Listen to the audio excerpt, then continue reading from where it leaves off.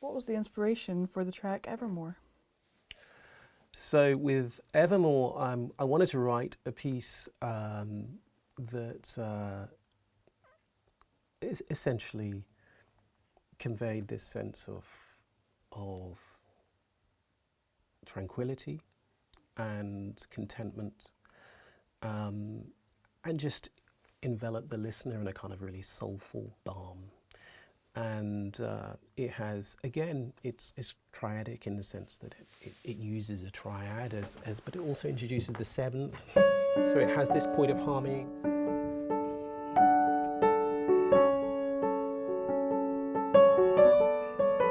It has this little refrain. It's almost like a sort of nursery rhyme type thing. Very, very simple. And the piece, again, it was born out of improvisation on the piano. And it's another solo piano moment, so there aren't any additional instruments with different timbres on the track. But it felt apt and right to put it exactly where it sits. And it's a kind of, almost like a palate cleanser. I've sort of employed one or two of those throughout it's very rare these days that people play an album in its entirety sequentially as the composer or songwriter intended. But if that does happen, it has a purpose at that moment, and it's a piece which I really love, and it's beautiful to play as well.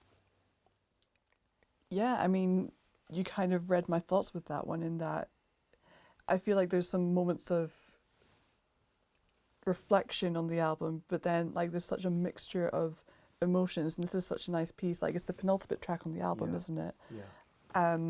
Coming before Broken Sunsets. The one thing that struck me when I was listening to it was there was these kind of lead ups to what you would expect to be like bursts of strings from listening to the rest of the album, but there wasn't. It wasn't. But I really liked it. Yeah, and you know, it's I wouldn't say it's a luxury to have orchestra, because the tracks which have orchestra on them needed that. And you know, not only did they need orchestra, but they needed this particular type of orchestra as well, which was very difficult to do with social distancing and all the rest of it, and the size of halls. And in fact, we had to go to Vienna because you know you couldn't have that size of orchestra in most of the British music studios, or certainly the music studios in London. But this track, it needed to be this solitary instrument that was as necessary as the orchestras that featured on some of the other tracks, and in order to say what it says.